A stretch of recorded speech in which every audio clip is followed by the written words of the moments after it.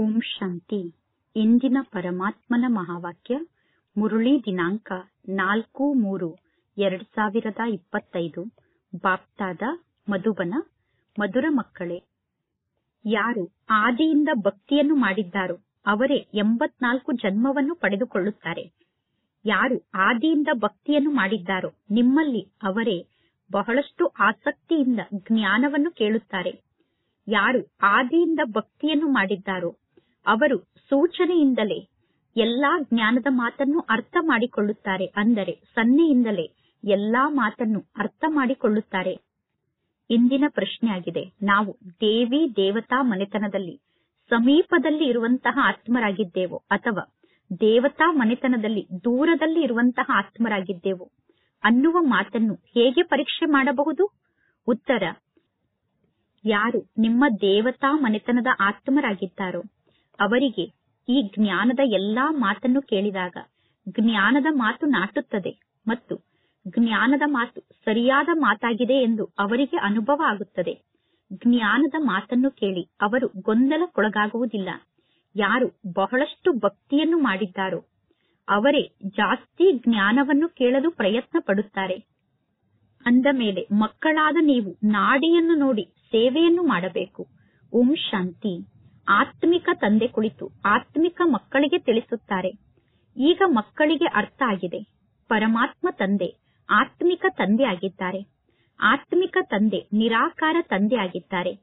ಆ ಆತ್ಮಿಕ ತಂದೆ ಈ ಬ್ರಹ್ಮನ ತನುವಿನ ಮೂಲಕ ಇಲ್ಲಿ ಕುಳಿತು ನಮಗೆ ಜ್ಞಾನವನ್ನು ತಿಳಿಸುತ್ತಿದ್ದಾರೆ. ಆತ್ಮರಾದ ನಾವು ಕೂಡ ನಿರಾಕಾರ ರೂಪದಲ್ಲಿ ಇದ್ದೇವೆ. ಈ ಶರೀರದ ಮೂಲಕ ಆತ್ಮರಾದ ನಾವು ಜ್ಞಾನವನ್ನು ಕೇಳುತ್ತಿದ್ದೇವೆ. ಅಂದ ಮೇಲೆ ಈಗ ಇಲ್ಲಿ ನಮ್ಮ ಜೊತೆಗೆ ಇಬ್ಬರು ತಂದೆಯರು ಒಟ್ಟಿಗೆ ಇದ್ದಾರೆ. ಮಕ್ಕಳಿಗೆ ಗೊತ್ತಿದೆ ಇಲ್ಲಿ ಇಬ್ಬರು ತಂದೆಯರಿದ್ದಾರೆ. ಮೂರನೇ ತಂದೆಯ ಬಗ್ಗೆ ಕೂಡ ನಿಮಗೆ ಗೊತ್ತಿದೆ. ಆದರೆ ಆ ಲೌಕಿಕ ತಂದೆಗಿಂತ ಈ ಬ್ರಹ್ಮ ತಂದೆ ಒಳ್ಳೆಯವರಾಗಿದ್ದಾರೆ. ಈ ಬ್ರಹ್ಮ ತಂದೆಗಿಂತ ಶಿವ ತಂದೆ ಒಳ್ಳೆಯವರಾಗಿದ್ದಾರೆ. ತಂದೆಯರಲ್ಲೂ ಕೂಡ ನಂಬರ್ ವಾರ್ ಇದ್ದಾರೆ ತಾನೆ. ಅಂದ ಮೇಲೆ ಲೌಕಿಕ ತಂದೆಯಿಂದ ಈಗ ನಮ್ಮ ಸಂಬಂಧ ದೂರ ಆಗುತ್ತದೆ ಮತ್ತು ಅಲೌಕಿಕ ಹಾಗೂ ಪಾರಲೌಕಿಕ ತಂದೆಯಾದಂತಹ ಶಿವ ತಂದೆ ಮತ್ತು ಬ್ರಹ್ಮ ತಂದೆಯ ಜೊತೆಗೆ ಸಂಬಂಧ ಜೋಡಣೆ ಆಗುತ್ತದೆ. ಮನುಷ್ಯರಿಗೆ ಹೇಗೆ ಜ್ಞಾನವನ್ನು ತಿಳಿಸಬೇಕು ಅನ್ನುವುದನ್ನು ಪರಮಾತ್ಮ ತಂದೆ ಕುಳಿತು ಮಕ್ಕಳಿಗೆ ತಿಳಿಸುತ್ತಾರೆ. ನಿಮ್ಮ ಬಳಿ ಪ್ರದರ್ಶನ ಮತ್ತು ಮೇಳವನ್ನು ನೋಡಲು ಬಹಳಷ್ಟು ಜನ ಬರುತ್ತಾರೆ. ಮಕ್ಕಳಾದ ನಿಮಗೆ ಗೊತ್ತಿದೆ, ಎಲ್ಲರೂ 84 ಜನ್ಮವನ್ನು ಪಡೆದುಕೊಳ್ಳುವುದಿಲ್ಲ. ಅಂದ ಮೇಲೆ ಇವರು 84 ಜನ್ಮವನ್ನು ಪಡೆದುಕೊಳ್ಳುತ್ತಾರೋ ಅಥವಾ 10 ಜನ್ಮವನ್ನು ಪಡೆದುಕೊಳ್ಳುತ್ತಾರೋ ಅಥವಾ 20 ಜನ್ಮವನ್ನು ಪಡೆದುಕೊಳ್ಳುತ್ತಾರೋ ಅನ್ನುವುದನ್ನು ಹೇಗೆ ಅರ್ಥ ಮಾಡಿಕೊಳ್ಳುವುದು? ಈಗ ಮಕ್ಕಳಾದ ನಿಮಗೆ ಗೊತ್ತಿದೆ, ಯಾರು ಬಹಳಷ್ಟು ಭಕ್ತಿಯನ್ನು ಮಾಡಿದ್ದಾರೋ, ಯಾರು ಭಕ್ತಿಯ ಆದಿಯ ಸಮಯದಿಂದ ಹಿಡಿದು ಇಲ್ಲಿಯವರೆಗೂ ಭಕ್ತಿಯನ್ನು ಮಾಡಿದ್ದಾರೋ ಅಂತವರಿಗೆ ಭಕ್ತಿಯ ಫಲ ಚೆನ್ನಾಗಿ ಸಿಗುತ್ತದೆ ಮತ್ತು ಅಂತವರಿಗೆ ಭಕ್ತಿಯ ಫಲ ಬೇಗ ಸಿಗುತ್ತದೆ ಮತ್ತು ಆದಿಯಿಂದ ಭಕ್ತಿಯನ್ನು ಮಾಡಿರುವಂತವರಿಗೆ ಒಳ್ಳೆಯ ಭಕ್ತಿಯ ಫಲ ಸಿಗುತ್ತದೆ. ಒಂದು ವೇಳೆ ಕಡಿಮೆ ಭಕ್ತಿಯನ್ನು ಮಾಡಿದ್ದರೆ ಮತ್ತು ಲೇಟ್ ಆಗಿ ಭಕ್ತಿಯನ್ನು ಪ್ರಾರಂಭ ಮಾಡಿದ್ದರೆ ಅಂತವರಿಗೆ ಫಲ ಕೂಡ ಕಡಿಮೆ ಸಿಗುತ್ತದೆ ಮತ್ತು ಫಲ ಕೂಡ ಲೇಟ್ ಆಗಿ ಸಿಗುತ್ತದೆ. ಇಲ್ಲಿ ಪರಮಾತ್ಮ ತಂದೆ ಸೇವೆಯನ್ನು ಮಾಡುವಂತಹ ಮಕ್ಕಳಿಗೆ ತಿಳಿಸುತ್ತಿದ್ದಾರೆ. ನೀವೀಗ ಎಲ್ಲರಿಗೂ ತಿಳಿಸಬೇಕು, ನೀವು ಭಾರತದ ನಿವಾಸಿಗಳಾಗಿದ್ದೀರಾ. ಅಂದ ಮೇಲೆ ನೀವು ದೇವತೆಗಳಿಗೆ ಮಾನ್ಯತೆಯನ್ನು ನೀಡುತ್ತೀರೋ ಅಥವಾ ಇಲ್ಲವೋ ಎಂದು ನೀವೇ ಹೇಳಿ ಎಂದು ಎಲ್ಲರನ್ನೂ ಕೇಳಬೇಕು. ಭಾರತದಲ್ಲಿ ಈ ಲಕ್ಷ್ಮೀ ನಾರಾಯಣರ ರಾಜ್ಯ ಇತ್ತು. ಯಾರು 84 ಜನ್ಮವನ್ನು ಪಡೆದುಕೊಳ್ಳುವಂತಹ ಆತ್ಮರಾಗಿದ್ದಾರೋ ಮತ್ತು ಯಾರು ಆದಿಯಿಂದ ಭಕ್ತಿಯನ್ನು ಮಾಡಿದ್ದಾರೋ ಅವರು ತಕ್ಷಣ ಅರ್ಥ ಮಾಡಿಕೊಳ್ಳುತ್ತಾರೆ. ಅವಶ್ಯವಾಗಿ ಆದಿ ಸನಾತನ ದೇವಿ ದೇವತಾ ಧರ್ಮ ಇತ್ತು. ಅಂತಹ ಮಕ್ಕಳು ಆಸಕ್ತಿಯಿಂದ ಜ್ಞಾನವನ್ನು ಕೇಳಲು ಪ್ರಾರಂಭ ಮಾಡುತ್ತಾರೆ. ಕೆಲವರು ಸುಮ್ಮನೆ ಚಿತ್ರಗಳನ್ನು ನೋಡಿ ವಾಪಸ್ ಹೋಗಿಬಿಡುತ್ತಾರೆ. ಅವರು ಇಲ್ಲಿ ಯಾವ ಪ್ರಶ್ನೆಯನ್ನೂ ಕೇಳುವುದಿಲ್ಲ. ಅವರ ಬುದ್ಧಿಯಲ್ಲಿ ಜ್ಞಾನ ಧಾರಣೆ ಆಗುವುದೇ ಇಲ್ಲ. ಅಂದ ಮೇಲೆ ಅಂತವರನ್ನು ನೋಡಿ ತಿಳಿದುಕೊಳ್ಳಬೇಕು, ಈ ಸಮಯದವರೆಗೂ ಇವರು ನಮ್ಮ ದೇವತಾ ಧರ್ಮದ ಆತ್ಮರಾಗಿಲ್ಲ. ಮುಂದೆ ಹೋದಂತೆ ಇವರೂ ಕೂಡ ಜ್ಞಾನವನ್ನು ಅರ್ಥ ಮಾಡಿಕೊಳ್ಳಬಹುದು. ಕೆಲವರಿಗೆ ಜ್ಞಾನವನ್ನು ತಿಳಿಸಿದಾಗ ಜ್ಞಾನವನ್ನು ಕೇಳಿ ಅವರು ತಕ್ಷಣ ತಲೆಯನ್ನು ಅಲುಗಾಡಿಸುತ್ತಾರೆ. ಅಂದರೆ ಜ್ಞಾನ ಸರಿಯಾಗಿದೆ ಎಂದು ಸ್ವೀಕಾರ ಮಾಡುತ್ತಾರೆ. ಅಂದ ಮೇಲೆ ಈ ಲೆಕ್ಕದಲ್ಲಿ ಅವರು ಅವಶ್ಯವಾಗಿ 84 ಜನ್ಮವನ್ನು ಪಡೆದುಕೊಳ್ಳುತ್ತಾರೆ ಅನ್ನುವುದು ಸರಿಯಾದ ಮಾತಾಗಿದೆ. ನಾನು ಸಂಪೂರ್ಣ 84 ಜನ್ಮವನ್ನು ಪಡೆದುಕೊಳ್ಳುತ್ತೇನೆ ಎಂದು ನಾನು ಹೇಗೆ ಅರ್ಥ ಮಾಡಿಕೊಳ್ಳಲಿ ಎಂದು ಯಾರಾದರೂ ಕೇಳಿದರೆ ಅವರಿಗೆ ತಿಳಿಸಬೇಕು, ಒಳ್ಳೆಯದು, ನೀವು 84 ಜನ್ಮವನ್ನು ಪಡೆದುಕೊಳ್ಳದೇ ಇದ್ದರೆ 82 ಜನ್ಮವನ್ನಾದರೂ ಪಡೆದುಕೊಳ್ಳಬಹುದು. ದೇವತಾ ಧರ್ಮದಲ್ಲಂತೂ ನೀವು ಬರುತ್ತೀರ ತಾನೆ. ನೋಡಿ, ಮನುಷ್ಯರ ಬುದ್ಧಿಗೆ ಇಷ್ಟು ಜ್ಞಾನದ ಮಾತು ಕೂಡ ನಾಟುವುದಿಲ್ಲ. ಅಂದರೆ ಇಷ್ಟು ಸಣ್ಣ ಜ್ಞಾನದ ಮಾತು ಮನುಷ್ಯರಿಗೆ ಅರ್ಥ ಆಗುವುದಿಲ್ಲ. ಅಂದ ಮೇಲೆ ಅಂತವರನ್ನು ನೋಡಿ ನೀವು ತಿಳಿದುಕೊಳ್ಳಬೇಕು, ಇವರು 84 ಜನ್ಮವನ್ನು ಪಡೆದುಕೊಳ್ಳುವುದಿಲ್ಲ. ದೂರದಲ್ಲಿ ಇರುವಂತವರು ಕಡಿಮೆ ಜ್ಞಾನವನ್ನು ಕೇಳುತ್ತಾರೆ. ಅಂದರೆ ಸತ್ಯಯುಗದಲ್ಲಿ ರಾಜ್ಯ ಪರಿವಾರದಿಂದ ಯಾರು ದೂರದಲ್ಲಿ ಇರುತ್ತಾರೋ ಅಂತವರು ಕಡಿಮೆ ಜ್ಞಾನವನ್ನು ಕೇಳುತ್ತಾರೆ. ಯಾರು ಬಹಳಷ್ಟು ಭಕ್ತಿಯನ್ನು ಮಾಡಿದ್ದಾರೋ ಅವರು ಜಾಸ್ತಿ ಜ್ಞಾನವನ್ನು ಕೇಳಲು ಪ್ರಯತ್ನ ಪಡುತ್ತಾರೆ. ಯಾರು ಬಹಳಷ್ಟು ಭಕ್ತಿಯನ್ನು ಮಾಡಿದ್ದಾರೋ ಜ್ಞಾನ ಅವರಿಗೆ ತಕ್ಷಣ ಅರ್ಥ ಆಗುತ್ತದೆ. ಕಡಿಮೆ ಜ್ಞಾನವನ್ನು ಅರ್ಥ ಮಾಡಿಕೊಳ್ಳುತ್ತಿದ್ದಾರೆ ಅಂದರೆ ನೀವು ತಿಳಿದುಕೊಳ್ಳಬೇಕು, ಇವರು ಲೇಟ್ ಆಗಿ ಬರುವಂತವರಾಗಿದ್ದಾರೆ. ಅಂದರೆ ಇವರು ಸತ್ಯುಗದ ಆದಿಯಲ್ಲಿ ಬರುವುದಿಲ್ಲ, ಇವರು ಲೇಟ್ ಆಗಿ ಈ ಸೃಷ್ಟಿಗೆ ಬರುತ್ತಾರೆ. ಇವರು ಲೇಟ್ ಆಗಿ ಭಕ್ತಿಯನ್ನು ಆರಂಭ ಮಾಡಿರಬಹುದು. ಬಹಳಷ್ಟು ಭಕ್ತಿಯನ್ನು ಮಾಡುವಂತವರು ಸನ್ನೆಯ ಮೂಲಕ ಜ್ಞಾನವನ್ನು ಅರ್ಥ ಮಾಡಿಕೊಳ್ಳುತ್ತಾರೆ. ಅಂದರೆ ಬಹಳಷ್ಟು ಭಕ್ತಿಯನ್ನು ಮಾಡುವಂತವರು ಸೂಚನೆಯ ಮೂಲಕ ಜ್ಞಾನವನ್ನು ಅರ್ಥ ಮಾಡಿಕೊಳ್ಳುತ್ತಾರೆ. ಈ ನಾಟಕದ ಚಕ್ರ ರಿಪೀಟ್ ಆಗುತ್ತಿರುತ್ತದೆ. ಎಲ್ಲಾ ಮಾತಿಗೂ ಭಕ್ತಿಯೇ ಆಧಾರ ಆಗಿದೆ. ಈ ಬ್ರಹ್ಮ ತಂದೆ ಎಲ್ಲರಿಗಿಂತ ನಂಬರ್ 1 ಭಕ್ತಿಯನ್ನು ಮಾಡಿದ್ದಾರೆ. ಕಡಿಮೆ ಭಕ್ತಿಯನ್ನು ಮಾಡಿದ್ದರೆ ಕಡಿಮೆ ಫಲ ಪ್ರಾಪ್ತಿಯಾಗುತ್ತದೆ. ಇದೆಲ್ಲ ಅರ್ಥ ಮಾಡಿಕೊಳ್ಳುವಂತಹ ಜ್ಞಾನದ ಮಾತಾಗಿದೆ. ಮಂದ ಬುದ್ಧಿ ಉಳ್ಳಂತವರು ಜ್ಞಾನವನ್ನು ಧಾರಣೆ ಮಾಡಿಕೊಳ್ಳಲು ಸಾಧ್ಯ ಇಲ್ಲ. ಈ ಪ್ರದರ್ಶನಗಳು, ಮೇಳಗಳು ನಡೆಯುತ್ತಿರುತ್ತದೆ. ಎಲ್ಲಾ ಭಾಷೆಯಲ್ಲೂ ಪ್ರದರ್ಶನದ ಚಿತ್ರಗಳನ್ನು ನಿರ್ಮಾಣ ಮಾಡಲಾಗುತ್ತದೆ. ಇಡೀ ಜಗತ್ತಿನ ಜನರಿಗೆ ಜ್ಞಾನವನ್ನು ತಿಳಿಸಬೇಕು. ನೀವು ಸತ್ಯವಾದಂತಹ ಸಂದೇಶಿಗಳಾಗಿದ್ದೀರಾ. ನೀವು ಸತ್ಯವಾದಂತಹ ಮೆಸೆಂಜರ್ ಆಗಿದ್ದೀರಾ. ಜಗತ್ತಿನಲ್ಲಿರುವಂತಹ ಧರ್ಮಸ್ಥಾಪಕರು ಏನನ್ನೂ ಮಾಡುವುದಿಲ್ಲ. ಜಗತ್ತಿನಲ್ಲಿರುವಂತಹ ಧರ್ಮಸ್ಥಾಪಕರು ಗುರುಗಳೂ ಕೂಡ ಅಲ್ಲ. ಯಾರು ಸದ್ಗತಿಯನ್ನು ನೀಡುತ್ತಾರೋ ಅವರಿಗೆ ಗುರು ಎಂದು ಕರೆಯಲಾಗುತ್ತದೆ. ಆದರೆ ಜಗತ್ತಿನಲ್ಲಿರುವ ಯಾವ ಗುರುವು ಸದ್ಗತಿಯನ್ನು ನೀಡುವಂತಹ ಸದ್ಗತಿದಾತ ಆಗಲು ಸಾಧ್ಯ ಇಲ್ಲ. ಯಾವಾಗ ಆ ಧರ್ಮಸ್ಥಾಪಕರು ಅಥವಾ ಆ ಗುರುಗಳು ಈ ಸೃಷ್ಟಿಗೆ ಬರುತ್ತಾರೋ ಆ ಸಮಯದಲ್ಲಿ ಅವರ ಸಂಸ್ಥೆ ಇರುವುದಿಲ್ಲ. ಅಂದ ಮೇಲೆ ಅವರು ಯಾರಿಗೆ ಸದ್ಗತಿಯನ್ನು ನೀಡುತ್ತಾರೆ? ಗುರು ಎಂದು ಯಾರಿಗೆ ಕರೆಯಲಾಗುತ್ತದೆ? ಅಂದರೆ ಯಾರು ಸದ್ಗತಿಯನ್ನು ನೀಡುತ್ತಾರೋ ಅವರಿಗೆ ಗುರು ಎಂದು ಕರೆಯಲಾಗುತ್ತದೆ. ದುಃಖದ ಜಗತ್ತಿನಿಂದ ಶಾಂತಿಯ ಜಗತ್ತಿಗೆ ಯಾರು ಕರೆದುಕೊಂಡು ಹೋಗುತ್ತಾರೋ ಅವರಿಗೆ ಗುರು ಎಂದು ಕರೆಯಲಾಗುತ್ತದೆ. ಯೇಸು ಕ್ರಿಸ್ತ ಮುಂತಾದವರು ಗುರುಗಳಲ್ಲ, ಅವರು ಕೇವಲ ಧರ್ಮಸ್ಥಾಪಕರಾಗಿದ್ದಾರೆ. ಯೇಸು ಕ್ರಿಸ್ತ, ಬುದ್ಧ ಮುಂತಾದವರಿಗೆ ಧರ್ಮಸ್ಥಾಪಕರು ಅನ್ನುವ ಪದವಿಯನ್ನು ಬಿಟ್ಟು ಬೇರೆ ಯಾವ ಪದವಿಯೂ ಇಲ್ಲ. ಧರ್ಮಸ್ಥಾಪಕರಿಗೂ ಕೂಡ ಧರ್ಮಸ್ಥಾಪಕರ ಪದವಿಯಂತೂ ಇದೆ. ಧರ್ಮಸ್ಥಾಪಕರ ಆತ್ಮ ಕೂಡ ಮೊದಲು ಸತೋ ಪ್ರಧಾನ ಆಗಿರುತ್ತದೆ. ನಂತರ ಅವರು ಸತೋ ರಜೋ ತಮೋ ಸ್ಥಿತಿಯಲ್ಲಿ ಬರುತ್ತಾರೆ. ಅವರು ಕೇವಲ ತಮ್ಮ ಧರ್ಮವನ್ನು ಸ್ಥಾಪನೆ ಮಾಡಿ ಪುನರ್ಜನ್ಮವನ್ನು ಪಡೆದುಕೊಳ್ಳುತ್ತಾರೆ. ನಂತರ ಯಾವಾಗ ಎಲ್ಲರೂ ತಮೋ ಪ್ರಧಾನ ಸ್ಥಿತಿಯನ್ನು ತಲುಪುತ್ತಾರೋ ಆಗ ಪರಮಾತ್ಮ ತಂದೆ ಬಂದು ಎಲ್ಲರನ್ನೂ ಪವಿತ್ರರನ್ನಾಗಿ ಮಾಡಿ ಎಲ್ಲರನ್ನೂ ವಾಪಸ್ ಮನೆಗೆ ಕರೆದುಕೊಂಡು ಹೋಗುತ್ತಾರೆ. ಆತ್ಮ ಪಾವನ ಆದ ನಂತರ ಆತ್ಮ ಈ ಪತಿತ ಜಗತ್ತಿನಲ್ಲಿ ಇರಲು ಸಾಧ್ಯ ಇಲ್ಲ. ಪವಿತ್ರ ಆತ್ಮರು ಮುಕ್ತಿಧಾಮಕ್ಕೆ ಹೋಗುತ್ತಾರೆ. ನಂತರ ಪವಿತ್ರ ಆತ್ಮರು ಜೀವನ್ ಮುಕ್ತಿಯಲ್ಲಿ ಬರುತ್ತಾರೆ. ಪರಮಾತ್ಮ ತಂದೆ ಮುಕ್ತಿದಾತ ಆಗಿದ್ದಾರೆ, ಪರಮಾತ್ಮ ತಂದೆ ಮಾರ್ಗದರ್ಶಕ ಆಗಿದ್ದಾರೆ ಎಂದು ಎಲ್ಲರೂ ಹೇಳುತ್ತಾರೆ. ಆದರೆ ಲಿಬರೇಟರ್ ಮತ್ತು ಗೈಡ್ ಅನ್ನುವ ಶಬ್ದದ ಅರ್ಥವನ್ನು ಯಾರೂ ತಿಳಿದುಕೊಂಡಿಲ್ಲ.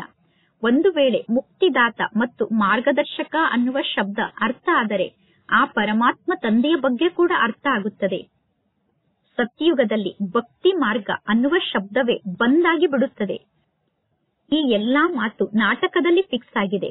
ಎಲ್ಲಾ ಆತ್ಮರು ನಾಟಕದ ಅನುಸಾರ ತಮ್ಮ ತಮ್ಮ ಪಾತ್ರವನ್ನು ಅಭಿನಯ ಮಾಡುತ್ತಿರುತ್ತಾರೆ. ಒಬ್ಬರೂ ಕೂಡ ಸದ್ಗತಿಯನ್ನು ಪಡೆದುಕೊಳ್ಳಲು ಸಾಧ್ಯ ಇಲ್ಲ. ಈಗ ನಿಮಗೆ ಇಲ್ಲಿ ಜ್ಞಾನ ಪ್ರಾಪ್ತಿಯಾಗುತ್ತಿದೆ. ಪರಮಾತ್ಮ ತಂದೆ ತಿಳಿಸುತ್ತಾರೆ, ನಾನು ಕಲ್ಪದ ಸಂಗಮ ಯುಗದಲ್ಲಿ ಈ ಸೃಷ್ಟಿಗೆ ಬರುತ್ತೇನೆ. ಇದಕ್ಕೆ ಕಲ್ಯಾಣಕಾರಿ ಸಂಗಮ ಯುಗ ಎಂದು ಕರೆಯಲಾಗುತ್ತದೆ. ಬೇರೆ ಯಾವ ಯುಗಕ್ಕೂ ಕಲ್ಯಾಣಕಾರಿ ಯುಗ ಎಂದು ಕರೆಯುವುದಿಲ್ಲ. ಸತ್ಯುಗ ಮತ್ತು ತ್ರೇತಾಯುಗದ ಸಂಗಮದ ಮಹತ್ವ ಯಾರಿಗೂ ಗೊತ್ತಿಲ್ಲ. ಮೊದಲು ಸೂರ್ಯವಂಶಿಗಳು ಇದ್ದರು. ಸೂರ್ಯವಂಶಿಗಳ ಪಾತ್ರ ಮುಗಿದ ನಂತರ ಚಂದ್ರವಂಶಿಗಳ ರಾಜ್ಯ ನಡೆಯುತ್ತದೆ. ನಂತರ ಚಂದ್ರವಂಶಿಗಳೇ ವೈಶ್ಯವಂಶಿಗಳಾಗುತ್ತಾರೆ. ಯಾವಾಗ ಚಂದ್ರವಂಶಿಗಳು ವೈಶ್ಯವಂಶಿಗಳಾಗುತ್ತಾರೋ ಆಗ ಚಂದ್ರವಂಶ ಸಮಾಪ್ತಿಯಾಗುತ್ತದೆ. ವೈಶ್ಯವಂಶಿಗಳು ನಂತರ ಏನಾಗುತ್ತಾರೆ ಅನ್ನುವುದು ಯಾರಿಗೂ ಗೊತ್ತಿಲ್ಲ.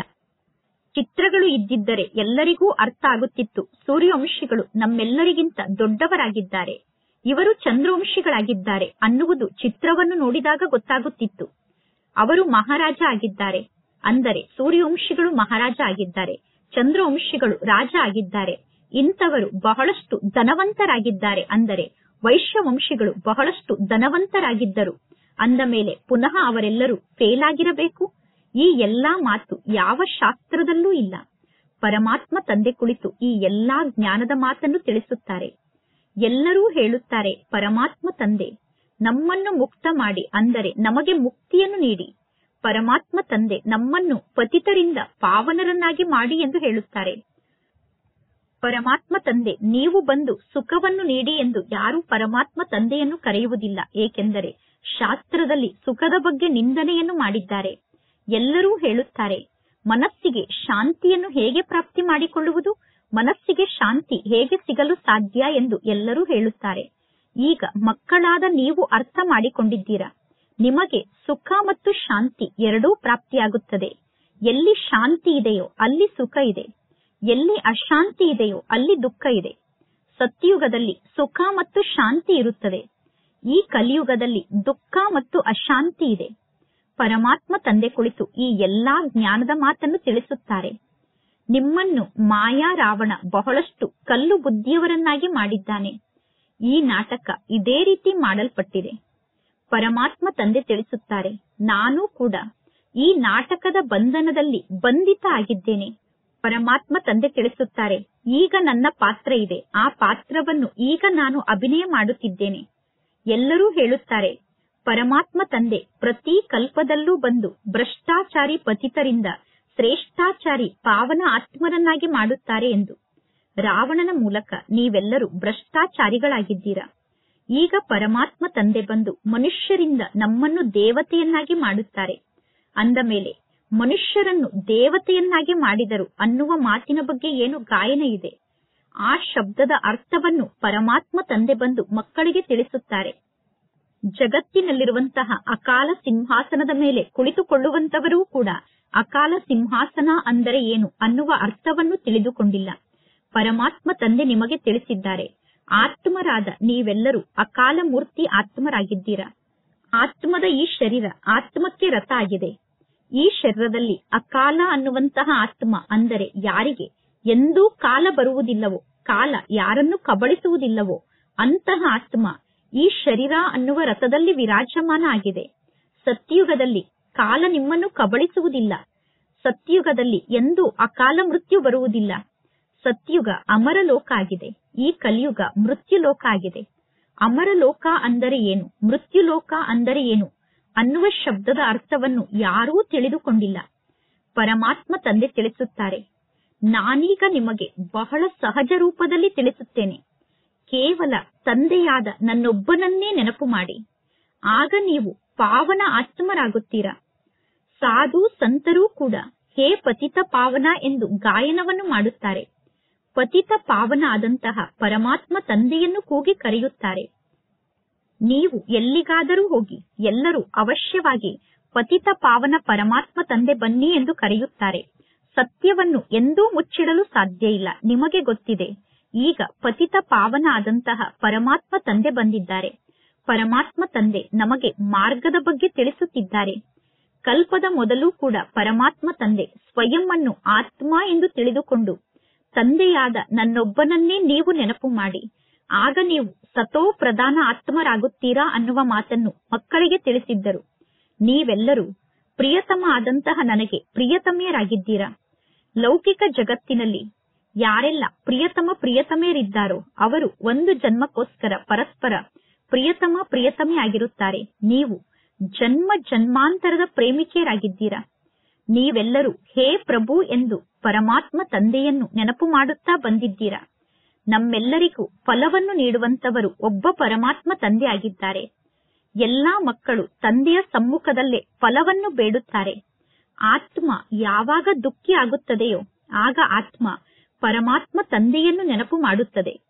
ಸುಖ ಇದ್ದಾಗ ಯಾರು ಪರಮಾತ್ಮ ತಂದೆಯನ್ನು ನೆನಪು ಮಾಡುವುದಿಲ್ಲ. ದುಃಖ ಇದ್ದಾಗ ಎಲ್ಲರೂ ಪರಮಾತ್ಮ ತಂದೆಯನ್ನು ನೆನಪು ಮಾಡುತ್ತಾರೆ. ಪರಮಾತ್ಮ ತಂದೆ, ನೀವು ಬಂದು ನಮಗೆ ಸದ್ಗತಿಯನ್ನು ನೀಡಿ ಎಂದು ಎಲ್ಲರೂ ದುಃಖ ಇದ್ದಾಗ ಪರಮಾತ್ಮ ತಂದೆಯನ್ನು ನೆನಪು ಮಾಡುತ್ತಾರೆ. ಹೇಗೆ ಜಗತ್ತಿನಲ್ಲಿ ಗುರುಗಳ ಬಳಿ ಹೋಗಿ ನಮಗೆ ಮಗುವನ್ನು ನೀಡಿ ಎಂದು ಹೇಳುತ್ತಾರೆ, ಒಳ್ಳೆಯದು. ನಾಳೆ ಅವರಿಗೆ ಮಗು ಹುಟ್ಟಿದರೆ ಬಹಳಷ್ಟು ಖುಷಿ ಪಡುತ್ತಾರೆ. ಮಗು ಹುಟ್ಟದೇ ಇದ್ದರೆ ಈಶ್ವರನ ಇಚ್ಛೆ ಎಂದು ಹೇಳುತ್ತಾರೆ. ಇದೆಲ್ಲವೂ ನಾಟಕದಲ್ಲಿ ಫಿಕ್ಸ್ ಆಗಿದೆ ಎಂದು ಯಾರೂ ಅರ್ಥ ಮಾಡಿಕೊಳ್ಳುವುದಿಲ್ಲ. ಒಂದು ವೇಳೆ ಅವರೂ ಕೂಡ ನಾಟಕ ಅನ್ನುವ ಶಬ್ದವನ್ನು ಹೇಳಿದರೆ ನಾಟಕದ ಬಗ್ಗೆ ಸಂಪೂರ್ಣವಾಗಿ ಅವರಿಗೆ ಗೊತ್ತಾಗಬೇಕಿತ್ತು. ನಿಮಗೆ ನಾಟಕದ ಬಗ್ಗೆ ಗೊತ್ತಿದೆ. ನಿಮ್ಮನ್ನು ಬಿಟ್ಟು ಬೇರೆ ಯಾರಿಗೂ ನಾಟಕದ ಬಗ್ಗೆ ಗೊತ್ತಿಲ್ಲ. ಬೇರೆ ಯಾವ ಶಾಸ್ತ್ರದಲ್ಲೂ ನಾಟಕದ ಜ್ಞಾನ ಇಲ್ಲ. ನಾಟಕ ಅಂದರೆ ನಾಟಕ ಆಗಿದೆ. ನಾಟಕದ ಆದಿ ಮಧ್ಯ ಅಂತ್ಯದ ಬಗ್ಗೆ ನಿಮಗೆ ಗೊತ್ತಿರಬೇಕು. ಪರಮಾತ್ಮ ತಂದೆ ತಿಳಿಸುತ್ತಾರೆ, ನಾನು ಪ್ರತಿ 5,000 ವರ್ಷದ ನಂತರ ಈ ಸೃಷ್ಟಿಗೆ ಬರುತ್ತೇನೆ. ಈ 5,000 ವರ್ಷದ ನಾಟಕ ಚಕ್ರದಲ್ಲಿ 4 ಯುಗಗಳ ಆಯಸ್ಸು ಸಮಾನವಾಗಿರುತ್ತದೆ. ಸ್ವಸ್ತಿಕ್ನ ಚಿತ್ರಕ್ಕೆ ಮಹತ್ವ ಇದೆ ತಾನೆ? ವ್ಯಾಪಾರಿಗಳು ಲಾಭ ಮತ್ತು ನಷ್ಟದ ಲೆಕ್ಕವನ್ನು ಬರೆಯುವಾಗ ಮೊದಲು ಸ್ವಸ್ತಿಕ್ನ ಚಿತ್ರವನ್ನು ನಿರ್ಮಾಣ ಮಾಡುತ್ತಾರೆ. ಅದೇ ರೀತಿ ಇದು ಕೂಡ ಲೆಕ್ಕ ಆಗಿದೆ. ನಮಗೆ ಹೇಗೆ ಲಾಭ ಆಗುತ್ತದೆ, ನಂತರ ನಮಗೆ ಹೇಗೆ ನಷ್ಟ ಆಗುತ್ತದೆ. ನಷ್ಟ ಆಗುತ್ತಾ ಆಗುತ್ತಾ ಈಗ ನಮಗೆ ಸಂಪೂರ್ಣ ನಷ್ಟ ಆಗಿಬಿಟ್ಟಿದೆ. ಇದು ಸಂಪೂರ್ಣ ಸೋಲು ಮತ್ತು ಗೆಲುವಿನ ಆಟ ಆಗಿದೆ. ನಿಮ್ಮ ಬಳಿ ಹಣ ಇದೆ ಮತ್ತು ಆರೋಗ್ಯ ಇದೆ ಅಂದರೆ ನೀವು ಸುಖಿಗಳಾಗಿ ಇರುತ್ತೀರಾ. ಒಂದು ವೇಳೆ ಹಣ ಇದೆ ಆದರೆ ಆರೋಗ್ಯ ಇಲ್ಲ ಅಂದರೆ ಸುಖ ಇಲ್ಲ. ಈಗ ಪರಮಾತ್ಮ ತಂದೆಯಾದ ನಾನು ಆರೋಗ್ಯ ಮತ್ತು ಸಂಪತ್ತು ಎರಡನ್ನೂ ನಿಮಗೆ ನೀಡುತ್ತೇನೆ. ಪರಮಾತ್ಮ ತಂದೆ ಆರೋಗ್ಯ ಮತ್ತು ಸಂಪತ್ತು ಎರಡನ್ನೂ ಮಕ್ಕಳಿಗೆ ನೀಡುತ್ತಾರೆ. ಅಂದ ಮೇಲೆ ನಿಮ್ಮ ಜೀವನದಲ್ಲಿ ಖುಷಿ ಇದ್ದೇ ಇದೆ. ಯಾವಾಗ ಯಾರಾದರೂ ಶರೀರವನ್ನು ತ್ಯಾಗ ಮಾಡುತ್ತಾರೋ ಆಗ ಎಲ್ಲರೂ ತಮ್ಮ ಬಾಯಿಂದ ಹೇಳುತ್ತಾರೆ, ಇಂಥವರು ಸ್ವರ್ಗದ ನಿವಾಸಿಯಾದರು ಎಂದು. ಆದರೆ ಆಂತರ್ಯದಲ್ಲಿ ದುಃಖ ಪಡುತ್ತಿರುತ್ತಾರೆ. ಅವರು ಸ್ವರ್ಗಕ್ಕೆ ಹೋದರು ಅಂದ ಮೇಲೆ ನಿಮಗೆ ಇನ್ನೂ ಜಾಸ್ತಿ ಖುಷಿ ಆಗಬೇಕು. ಸ್ವರ್ಗಕ್ಕೆ ಹೋದಂತಹ ಆ ಆತ್ಮವನ್ನು ಪುನಃ ನೀವು ಏಕೆ ನರಕಕ್ಕೆ ಕರೆಸುತ್ತೀರಾ? ಯಾವ ಮಾತನ್ನು ಜನ ಅರ್ಥ ಮಾಡಿಕೊಂಡಿಲ್ಲ. ಈಗ ಪರಮಾತ್ಮ ತಂದೆ ಬಂದು ಈ ಎಲ್ಲಾ ಜ್ಞಾನದ ಮಾತನ್ನು ಮಕ್ಕಳಿಗೆ ತಿಳಿಸುತ್ತಿದ್ದಾರೆ. ಬೀಜ ಮತ್ತು ವೃಕ್ಷದ ರಹಸ್ಯವನ್ನು ಪರಮಾತ್ಮ ತಂದೆ ತಿಳಿಸುತ್ತಾರೆ. ಇಂತಹ ವೃಕ್ಷವನ್ನು ಜಗತ್ತಿನಲ್ಲಿ ಬೇರೆ ಯಾರು ಎಂದೂ ನಿರ್ಮಾಣ ಮಾಡಲು ಸಾಧ್ಯ ಇಲ್ಲ. ಬೇರೆ ಯಾರು ಇಂತಹ ವೃಕ್ಷವನ್ನು ಎಂದೂ ನಿರ್ಮಾಣ ಮಾಡಿಲ್ಲ. ಈ ಬ್ರಹ್ಮ ತಂದೆಗೆ ಅಂತಹ ಯಾವ ಗುರುಗಳೂ ಇರಲಿಲ್ಲ. ಒಂದು ವೇಳೆ ಬ್ರಹ್ಮ ತಂದೆಗೆ ಅಂತಹ ಯಾರಾದರೂ ಗುರುಗಳು ಇದ್ದಿದ್ದರೆ ಆ ಗುರುಗಳಿಗೆ ಇನ್ನೂ ಅನೇಕ ಜನ ಶಿಷ್ಯರು ಇರುತ್ತಿದ್ದರು. ಮನುಷ್ಯರು ತಿಳಿದುಕೊಂಡಿದ್ದಾರೆ, ಈ ಬ್ರಹ್ಮ ತಂದೆಗೆ ಯಾವುದೋ ಗುರು ಈ ಶಿಕ್ಷಣವನ್ನು ಕಲಿಸಿರಬೇಕು. ಅಥವಾ ಈ ರೀತಿ ಕೂಡ ಹೇಳುತ್ತಾರೆ, ಪರಮಾತ್ಮನ ಶಕ್ತಿ ಇವರಲ್ಲಿ ಪ್ರವೇಶವನ್ನು ಮಾಡುತ್ತದೆ ಎಂದು. ಅರೆ, ಪರಮಾತ್ಮನ ಶಕ್ತಿ ಹೇಗೆ ಪ್ರವೇಶವನ್ನು ಮಾಡಲು ಸಾಧ್ಯ? ಪಾಪ ಜನರಿಗೆ ಯಾವ ಜ್ಞಾನದ ಮಾತು ಗೊತ್ತಿಲ್ಲ. ಪರಮಾತ್ಮ ತಂದೆ ಸ್ವಯಂ ಕುಳಿತು ತಿಳಿಸುತ್ತಾರೆ, ನಾನೇ ನಿಮಗೆ ತಿಳಿಸಿದ್ದೇನೆ. ನಾನು ಸಾಧಾರಣ ವೃದ್ಧ ಮಾನವನ ತನುವಿನಲ್ಲಿ ಬರುತ್ತೇನೆ. ಸಾಧಾರಣ ವೃದ್ಧ ಮಾನವನ ತನುವಿನಲ್ಲಿ ಬಂದು ನಾನು ನಿಮಗೆ ಶಿಕ್ಷಣವನ್ನು ಕಲಿಸುತ್ತೇನೆ. ಪರಮಾತ್ಮ ತಂದೆ ನಮಗೆ ಶಿಕ್ಷಣವನ್ನು ಕಲಿಸುವಾಗ ಈ ಬ್ರಹ್ಮ ತಂದೆ ಕೂಡ ಜ್ಞಾನದ ಮಾತನ್ನು ಕೇಳಿಸಿಕೊಳ್ಳುತ್ತಾರೆ. ಅಂದ ಮೇಲೆ ನಮ್ಮೆಲ್ಲರ ಗಮನ ಮೇಲೆ ಪರಮಧಾಮದಲ್ಲಿರುವ ಪರಮಾತ್ಮ ತಂದೆಯ ಕಡೆ ಇದೆ. ಈ ಬ್ರಹ್ಮ ತಂದೆ ಕೂಡ ವಿದ್ಯಾರ್ಥಿಯಾಗಿದ್ದಾರೆ. ಈ ಬ್ರಹ್ಮ ತಂದೆ ಸ್ವಯಂನ ಬಗ್ಗೆ ಬೇರೆ ಯಾವ ಮಾತನ್ನು ಎಂದೂ ಹೇಳುವುದಿಲ್ಲ. ಪ್ರಜಾಪಿತ ಬ್ರಹ್ಮ ತಂದೆ ಕೂಡ ವಿದ್ಯಾರ್ಥಿಯಾಗಿದ್ದಾರೆ. ಬಲೆ, ಈ ಬ್ರಹ್ಮ ತಂದೆ ವಿನಾಶವನ್ನು ಸಾಕ್ಷಾತ್ಕಾರದಲ್ಲಿ ನೋಡಿದ್ದಾರೆ. ಆದರೆ ಬ್ರಹ್ಮ ತಂದೆ ಸಾಕ್ಷಾತ್ಕಾರವನ್ನು ಮಾಡಿಕೊಂಡಾಗ ಬ್ರಹ್ಮ ತಂದೆಗೂ ಕೂಡ ಏನೂ ಅರ್ಥ ಆಗಲಿಲ್ಲ. ನಿಧಾನವಾಗಿ ಜ್ಞಾನ ಅರ್ಥ ಆಗುತ್ತಾ ಹೋಯಿತು. ಹೇಗೆ ನೀವು ಜ್ಞಾನವನ್ನು ಅರ್ಥ ಮಾಡಿಕೊಳ್ಳುತ್ತಾ ಹೋಗುತ್ತಿದ್ದೀರೋ ಅದೇ ರೀತಿ ಬ್ರಹ್ಮ ತಂದೆ ಕೂಡ ನಿಧಾನವಾಗಿ ಜ್ಞಾನವನ್ನು ಅರ್ಥ ಮಾಡಿಕೊಂಡರು. ಪರಮಾತ್ಮ ತಂದೆ ಮಕ್ಕಳಾದ ನಿಮಗೆ ತಿಳಿಸುತ್ತಾರೆ. ಪರಮಾತ್ಮ ತಂದೆ ಮಕ್ಕಳಿಗೆ ಜ್ಞಾನವನ್ನು ತಿಳಿಸುವಾಗ ಮಧ್ಯದಲ್ಲಿ ಈ ಬ್ರಹ್ಮ ತಂದೆ ಕೂಡ ಜ್ಞಾನವನ್ನು ಕೇಳುತ್ತಾರೆ. ಈ ಬ್ರಹ್ಮ ತಂದೆ ಕೂಡ ಜ್ಞಾನದ ಶಿಕ್ಷಣವನ್ನು ಕಲಿಯುತ್ತಿರುತ್ತಾರೆ. ಪ್ರತಿಯೊಬ್ಬ ವಿದ್ಯಾರ್ಥಿಯು ಶಿಕ್ಷಣವನ್ನು ಕಲಿಯುವುದಕ್ಕೋಸ್ಕರ ಪುರುಷಾರ್ಥವನ್ನು ಮಾಡುತ್ತಾರೆ. ಬ್ರಹ್ಮ, ವಿಷ್ಣು, ಶಂಕರ ಸೂಕ್ಷ್ಮ ವತನದ ನಿವಾಸಿಗಳಾಗಿದ್ದಾರೆ. ಅಂದ ಮೇಲೆ ಬ್ರಹ್ಮ, ವಿಷ್ಣು, ಶಂಕರರ ಪಾತ್ರ ಏನಾಗಿದೆ ಅನ್ನುವುದು ಜಗತ್ತಿನಲ್ಲಿ ಯಾರಿಗೂ ಗೊತ್ತಿಲ್ಲ. ಪರಮಾತ್ಮ ತಂದೆ ಪ್ರತಿಯೊಂದು ಮಾತನ್ನು ತಮ್ಮಷ್ಟಕ್ಕೆ ತಾವೇ ತಿಳಿಸುತ್ತಾರೆ. ನೀವೀಗ ಯಾವುದೇ ಪ್ರಕಾರದ ಪ್ರಶ್ನೆಯನ್ನು ಕೇಳಲು ಸಾಧ್ಯ ಇಲ್ಲ. ಪರಮಾತ್ಮ ತಂದೆ ಮೇಲೆ ಪರಮಧಾಮದಲ್ಲಿ ಇದ್ದಾರೆ, ನಂತರ ಸೂಕ್ಷ್ಮ ವತನದಲ್ಲಿ ದೇವತೆಗಳು ಇದ್ದಾರೆ ಅಂದ ಮೇಲೆ ಪರಮಾತ್ಮ ತಂದೆ ಮತ್ತು ದೇವತೆಗಳನ್ನು ಸೇರಿಸಲು ಹೇಗೆ ಸಾಧ್ಯ? ಪರಮಾತ್ಮ ತಂದೆ ಮತ್ತು ದೇವತೆಗಳು ಒಬ್ಬರೇ ಆಗಿದ್ದಾರೆ ಎಂದು ಹೇಗೆ ಹೇಳಲು ಸಾಧ್ಯ? ಈಗ ಮಕ್ಕಳಾದ ನಿಮಗೆ ಗೊತ್ತಿದೆ, ಪರಮಾತ್ಮ ತಂದೆ ಬಂದು ಈ ಬ್ರಹ್ಮನ ತನುವಿನಲ್ಲಿ ಪ್ರವೇಶವನ್ನು ಮಾಡುತ್ತಾರೆ. ಪರಮಾತ್ಮ ತಂದೆ ಬ್ರಹ್ಮನ ತನುವಿನಲ್ಲಿ ಪ್ರವೇಶವನ್ನು ಮಾಡುವ ಕಾರಣ ಇವರಿಗೆ ಬಾಪ್ತಾದ ಎಂದು ಕರೆಯಲಾಗುತ್ತದೆ. ಪರಮಾತ್ಮ ತಂದೆಯೇ ಬೇರೆ ಆಗಿದ್ದಾರೆ, ಈ ಬ್ರಹ್ಮ ತಂದೆಯೇ ಬೇರೆ ಆಗಿದ್ದಾರೆ. ಪರಮಾತ್ಮ ಶಿವ ತಂದೆ ನಮ್ಮೆಲ್ಲರಿಗೂ ತಂದೆ ಆಗಿದ್ದಾರೆ. ಈ ಬ್ರಹ್ಮ ತಂದೆ ನಮ್ಮೆಲ್ಲರಿಗೂ ದೊಡ್ಡ ಸಹೋದರ ಆಗಿದ್ದಾರೆ. ಆಸ್ತಿ ಶಿವ ತಂದೆಯ ಮೂಲಕ ಪ್ರಾಪ್ತಿಯಾಗುತ್ತದೆ. ಈ ಬ್ರಹ್ಮನ ತನುವಿನ ಮೂಲಕ ಶಿವ ತಂದೆಯ ಆಸ್ತಿ ನಮಗೆ ಪ್ರಾಪ್ತಿಯಾಗುತ್ತದೆ. ನೀವೆಲ್ಲರೂ ಬ್ರಾಹ್ಮಣರಾಗಿದ್ದೀರಾ. ಬ್ರಾಹ್ಮಣರಾದ ನೀವು ಬ್ರಹ್ಮ ತಂದೆಗೆ ಮಕ್ಕಳಾಗಿದ್ದೀರಾ. ಪರಮಾತ್ಮ ತಂದೆ ನಾಟಕದ ಪ್ಲಾನ್ನ ಅನುಸಾರ ನಿಮ್ಮೆಲ್ಲರನ್ನು ದತ್ತು ತೆಗೆದುಕೊಂಡಿದ್ದಾರೆ. ಪರಮಾತ್ಮ ತಂದೆ ತಿಳಿಸುತ್ತಾರೆ, ಈ ಬ್ರಹ್ಮ ತಂದೆ ನಂಬರ್ 1 ಭಕ್ತ ಆಗಿದ್ದಾರೆ. ಈ ಬ್ರಹ್ಮ ತಂದೆ 84 ಜನ್ಮವನ್ನು ಪಡೆದುಕೊಂಡಿದ್ದಾರೆ. ಶ್ಯಾಮ ಇರುವಂತಹ ಬ್ರಹ್ಮ ತಂದೆ ಸುಂದರ ಆಗುತ್ತಾರೆ. ಶ್ಯಾಮ ಮತ್ತು ಸುಂದರ ಅನ್ನುವ ಶಬ್ದವನ್ನು ಈ ಬ್ರಹ್ಮ ತಂದೆಗೆ ಹೇಳಲಾಗುತ್ತದೆ. ಶ್ರೀಕೃಷ್ಣ ಸತ್ಯಯುಗದಲ್ಲಿ ಸುಂದರ ಆಗಿದ್ದರು. ಕಲಿಯುಗದಲ್ಲಿ ಶ್ರೀಕೃಷ್ಣನ ಆತ್ಮ ಕಪ್ಪಾಗಿದೆ. ಕಲಿಯುಗದಲ್ಲಿ ಶ್ರೀಕೃಷ್ಣನ ಆತ್ಮ ಪತಿತ ಆಗಿದೆ. ಪುನಃ ಈಗ ಕೃಷ್ಣನ ಆತ್ಮ ಪಾವನ ಆಗುತ್ತದೆ. ಅಂದ ಮೇಲೆ ನೀವೀಗ ಹೇಗೆ ಪಾವನ ಆಗುತ್ತೀರಾ? ಇದು ಕಬ್ಬಿಣದ ಯುಗ ಆಗಿದೆ. ಸತ್ಯುಗ ಚಿನ್ನದ ಯುಗ ಆಗಿದೆ. ಏಣಿಯ ಬಗ್ಗೆ ಯಾರಿಗೂ ಗೊತ್ತಿಲ್ಲ. ಯಾರೆಲ್ಲ ಈ ಸೃಷ್ಟಿಗೆ ಲೇಟ್ ಆಗಿ ಬರುತ್ತಾರೋ ಅವರು 84 ಜನ್ಮವನ್ನು ಪಡೆದುಕೊಳ್ಳಲು ಸಾಧ್ಯ ಇಲ್ಲ. ಅಂದ ಮೇಲೆ ಲೇಟ್ ಆಗಿ ಬರುವಂತವರು ಅವಶ್ಯವಾಗಿ ಕಡಿಮೆ ಜನ್ಮವನ್ನು ಪಡೆದುಕೊಂಡಿರಬೇಕು. ಅಂದ ಮೇಲೆ ಪುನಃ ಅವರನ್ನು ಏಣಿಯ ಚಿತ್ರದಲ್ಲಿ ಹೇಗೆ ತೋರಿಸಲು ಸಾಧ್ಯ? ಎಲ್ಲರಿಗಿಂತ ಹೆಚ್ಚು ಜನ್ಮವನ್ನು ಯಾರು ಪಡೆದುಕೊಳ್ಳುತ್ತಾರೆ ಅನ್ನುವ ಮಾತನ್ನು ಪರಮಾತ್ಮ ತಂದೆ ತಿಳಿಸಿದ್ದಾರೆ.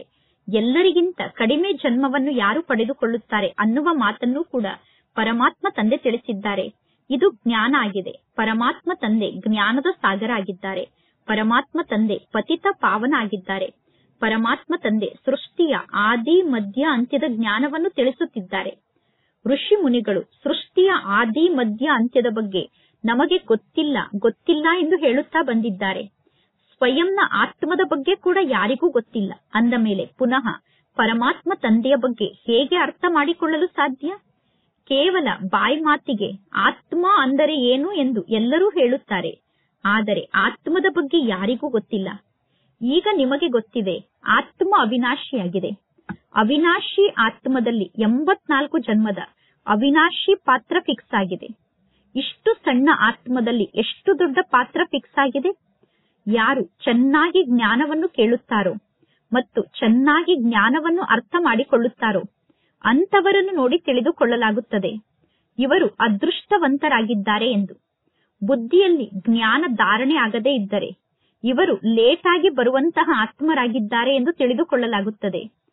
ಜ್ಞಾನವನ್ನು ತಿಳಿಸುವಂತಹ ಸಮಯದಲ್ಲಿ ನಾಡಿಯನ್ನು ನೋಡಬೇಕು. ಜ್ಞಾನವನ್ನು ತಿಳಿಸುವಂತಹ ಮಕ್ಕಳು ನಂಬರ್ 1 ಆಗಿದ್ದಾರೆ. ಇದು ನಿಮ್ಮ ಶಿಕ್ಷಣ ಆಗಿದೆ. ಈಗ ರಾಜ್ಯಧಾನಿ ಸ್ಥಾಪನೆ ಆಗುತ್ತಾ ಇದೆ. ಕೆಲವರು ಸರ್ವಶ್ರೇಷ್ಠ ರಾಜ್ಯ ಪದವಿಯನ್ನು ಪಡೆದುಕೊಳ್ಳುತ್ತಾರೆ. ಕೆಲವರು ಪ್ರಜೆಗಳಲ್ಲೂ ನೌಕರ ಚಾಕರರಾಗುತ್ತಾರೆ. ಇನ್ನು ಇದಂತೂ ಸತ್ಯ ಆಗಿದೆ. ಸತ್ಯಯುಗದಲ್ಲಿ ಯಾವುದೇ ಪ್ರಕಾರದ ದುಃಖ ಇರುವುದಿಲ್ಲ. ಸತ್ಯಯುಗದಲ್ಲಿ ಪ್ರಜೆಗಳಿಗೂ ನೌಕರ ಚಾಕರರಿಗೂ ರಾಜರಿಗೂ ಯಾರಿಗೂ ಕೂಡ ದುಃಖ ಇರುವುದಿಲ್ಲ. ಸತ್ಯಯುಗದಲ್ಲಿ ಯಾರ ಜೀವನದಲ್ಲೂ ದುಃಖ ಇರುವುದಿಲ್ಲ. ಸತ್ಯಯುಗಕ್ಕೆ ಸುಖಧಾಮ ಸ್ವರ್ಗ ಎಂದು ಕರೆಯಲಾಗುತ್ತದೆ. ಆ ಸ್ವರ್ಗ ಮೊದಲು ಇದ್ದು ಹೋಗಿದೆ. ಆದ್ದರಿಂದ ಎಲ್ಲರೂ ಸ್ವರ್ಗವನ್ನು ನೆನಪು ಮಾಡುತ್ತಾರೆ. ಮನುಷ್ಯರು ತಿಳಿದುಕೊಂಡಿದ್ದಾರೆ ಸ್ವರ್ಗ ಮೇಲೆ ಎಲ್ಲೋ ಛತ್ನಲ್ಲಿ ಇದೆ ಎಂದು. ನಿಮ್ಮ ಸಂಪೂರ್ಣ ನೆನಪಾರ್ಥ ದಿಲ್ವಾಡ ಮಂದಿರದಲ್ಲಿ ಇದೆ. ಆದಿದೇವ ಮತ್ತು ಆದಿದೇವಿ ಮತ್ತು ಮಕ್ಕಳಾದ ನೀವು ಕೆಳಗಡೆ ಕುಳಿತು ತಪಸ್ಸನ್ನು ಮಾಡುತ್ತಿದ್ದೀರಾ. ಮೇಲೆ ರಾಜ್ಯದ ಚಿತ್ರ ಇದೆ. ದಿಲ್ವಾಡ ಮಂದಿರದಲ್ಲಿ ಛತ್ನ ಮೇಲೆ ರಾಜ್ಯವನ್ನು ತೋರಿಸಿದ್ದಾರೆ. ಮನುಷ್ಯರು ಯಾವಾಗ ದಿಲ್ವಾಡ ಮಂದಿರವನ್ನು ದರ್ಶನ ಮಾಡುತ್ತಾರೋ ಆಗ ಅವರು ಅಲ್ಲಿ ಹಣವನ್ನು ಇಡುತ್ತಾರೆ. ಯಾವ ಜ್ಞಾನದ ಮಾತನ್ನು ಜನ ಅರ್ಥ ಮಾಡಿಕೊಂಡಿಲ್ಲ.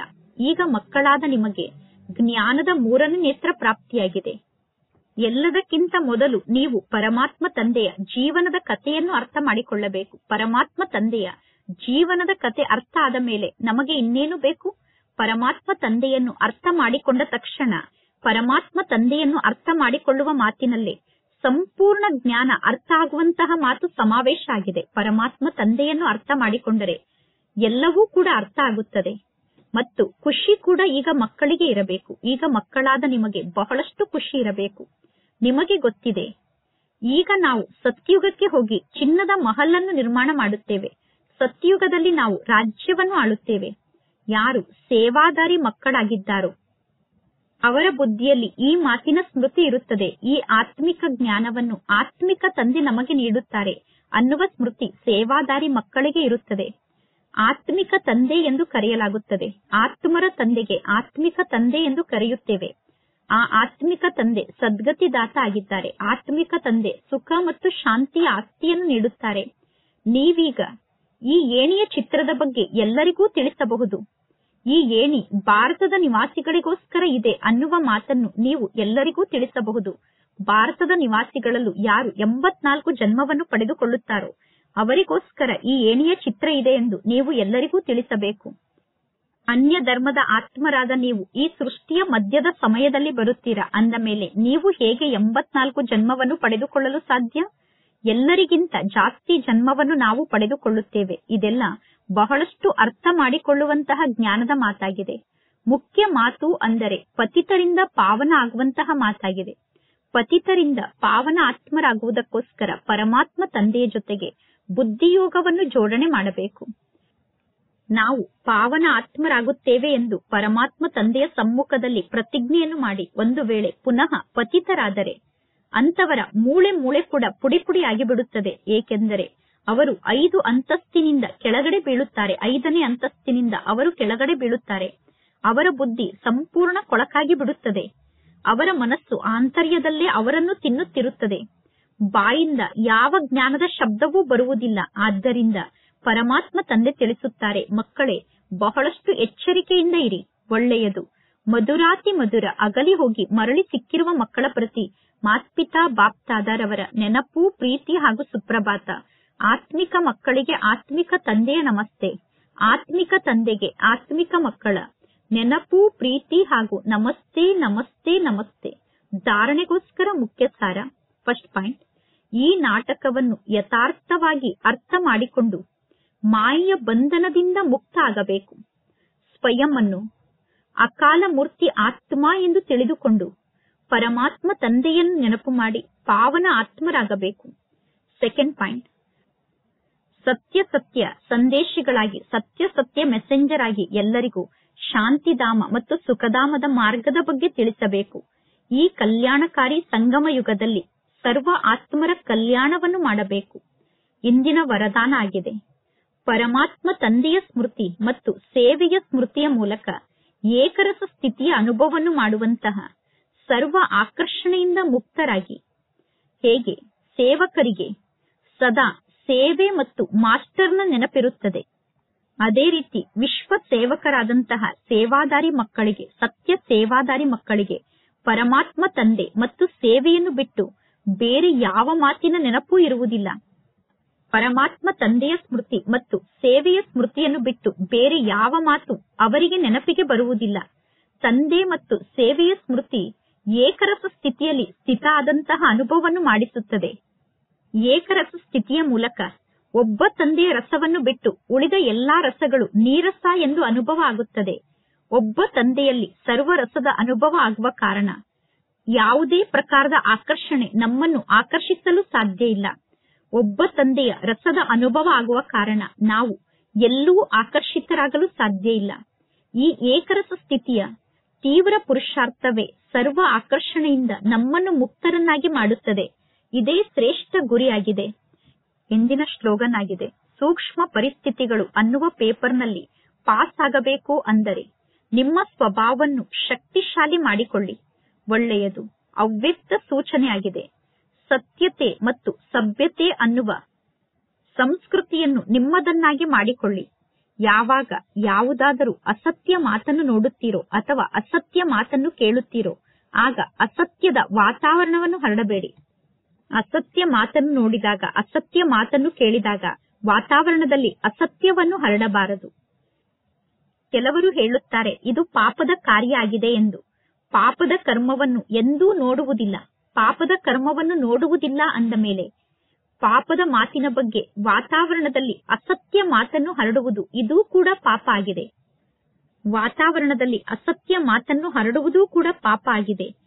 ನಿಮ್ಮ ಲೌಕಿಕ ಪರಿವಾರದಲ್ಲಿ ಒಂದು ವೇಳೆ ಇಂತಹ ಅಸತ್ಯ ಮಾತನ್ನು ನೀವು ನೋಡಿದರೆ, ಅಸತ್ಯ ಮಾತನ್ನು ನೀವು ಕೇಳಿದರೆ, ನಿಮ್ಮ ಪರಿವಾರದವರ ಅಸತ್ಯದ ಮಾತನ್ನು ನೀವು ವಾತಾವರಣದಲ್ಲಿ ಹರಡುವುದಿಲ್ಲ. ಕಿವಿಗಳ ಮೂಲಕ ಆ ಮಾತನ್ನು ಕೇಳಿಸಿಕೊಳ್ಳುತ್ತೀರಾ ಮತ್ತು ನಿಮ್ಮ ಪರಿವಾರದವರ ಮಾತನ್ನು ಕಿವಿಯಿಂದ ಕೇಳಿಸಿಕೊಂಡು ಮನಸ್ಸಿನಲ್ಲಿ ಸಮಾವೇಶ ಮಾಡಿಕೊಂಡು ಮನಸ್ಸಿನಲ್ಲೇ ಬಚ್ಚಿಟ್ಟುಕೊಳ್ಳುತ್ತೀರಾ. ಒಂದು ವೇಳೆ ಯಾವುದಾದರೂ ವ್ಯರ್ಥ ಮಾತನ್ನು ನೀವು ಹರಡುತ್ತಿದ್ದರೆ ಆ ಸಣ್ಣ ಸಣ್ಣ ವ್ಯರ್ಥ ಮಾತಿನ ಪಾಪ ಹಾರುವ ಕಲೆಯ ಅನುಭವವನ್ನು ಸಮಾಪ್ತಿ ಮಾಡಿಬಿಡುತ್ತದೆ. ಆದ್ದರಿಂದ ಕರ್ಮದ ಈ ಗುಹ್ಯ ಗತಿಯನ್ನು ಅರ್ಥ ಮಾಡಿಕೊಂಡು ಯಥಾರ್ಥ ರೂಪದಲ್ಲಿ ಸತ್ಯತೆಯ ಶಕ್ತಿಯನ್ನು ಧಾರಣೆ ಮಾಡಿಕೊಳ್ಳಿ. ಒಳ್ಳೆಯದು. ಓಂ ಶಾಂತಿ.